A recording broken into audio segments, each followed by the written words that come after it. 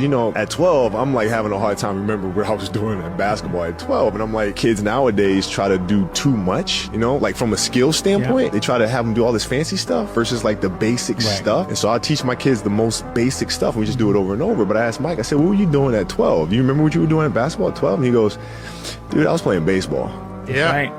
That's right. Yeah, let that sink in for a second. That was his dad's for people out there who are like overtraining their kids at 12 and like doing all this fancy stuff, just let that sink in for a second.